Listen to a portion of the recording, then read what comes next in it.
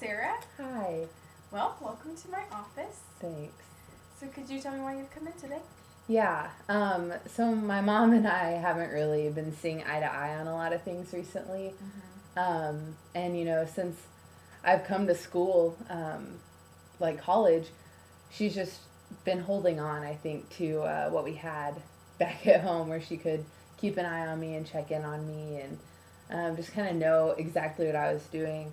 And so I've just been really struggling with that relationship because she texts all the time and calls all the time, and um, it gets me kind of angry, you know. I see. It definitely appears to me that maybe you're experiencing a lot of frustration with your mother's inability to cope with the transition Yeah, to college. Is that correct? that is. Okay. What are some of the emotions this is bringing up in you? I mean, other than anger, I've been getting really annoyed with the whole situation. Just, I kind of want to just kind of branch off and start doing my own things and fending for myself, in a sense, I guess you could say. But it's really annoying whenever my mom keeps calling me and saying, have you made it back to your room and whatnot? And I'm like, well, no, but it's okay. It's only 8:30. And so that it's been really frustrating and angering and annoying, and it makes me homesick because I haven't been able to, get away from home. I still have home every day calling me and texting me and checking in. So I've been really homesick, which has made it really hard to build relationships here. And so, I mean, yeah, it's been annoying. Could you give me some specific examples that have been recent of these times when she's kind of prompted this frustration? Yeah. Okay, for instance, on Monday, a couple days ago, she, there was a big snowstorm, and she was very worried about this snowstorm that really didn't even do too much. But I was supposed to have a meeting with someone, and she texted me about, the storm and whatnot, which is fine, keeping me informed, like, weather-wise. I'm okay with that.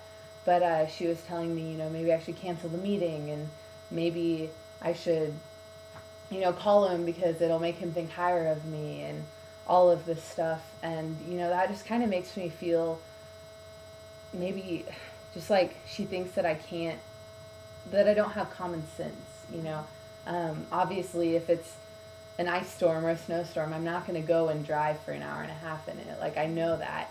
But with her telling me over and over again, you should reschedule, you should, do this, and texting over and over the same things, it just has been making me feel very, I guess you could say in a sense, dumb, because she's not allowing me to show that I do have common sense, that I wouldn't go anyway, because I know that it's not necessarily the safest to drive. So that's one. She texts me every single night, good night, love you, which is okay, that's fine. But when I don't respond, she calls, or she'll text it again, the same text, until I respond. And so it's one of those things where if I don't respond in 5 to 10 minutes, I have a phone call from her. And sometimes I'm busy doing homework, or I'm busy with friends, and so it's just, she just really keeps at it and keeps texting and keeps calling until she hears from me. And I guess, I don't know, maybe it's so she feels better knowing that I'm still alive or something, but I don't know. Well, let's go back. You mentioned earlier that this is having some influence on your development of maybe some independence that comes with this new college situation. What are some other ways that this is manifesting itself or affecting you? I mean, it's really like, the main thing is that I feel like it's holding me back from making my own choices at school, and I feel like I have a pretty good head on my shoulders, and whenever she's continually nagging at me, about grades and friendships and what I'm involved in and stuff like that. Like I understand her wanting to know about how school is going, but when it's like constant every day, how are your grades? How are your grades? How are your grades? Who are you hanging out with? And all of that. It really has been making me want to almost like rebel, I guess, um, and making me just, when she asks how are my grades, I just want to say they're good, and then I want to do really poorly, so that it's just like, you don't even know, um, because you're not here with me. So just let me live my life. Let me, I can do well. Just kind of get off my back. It sounds as if her attempt to monitor you is kind of forcing you into some situations opposite of what she would want.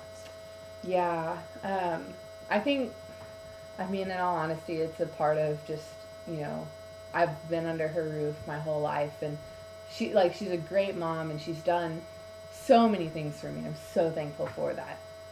But I didn't really have the option to do anything rebellious in high school. And I was always the quote unquote good kid.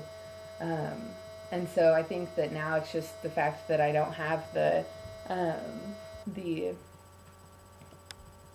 person right there on me, like physically being able to see me.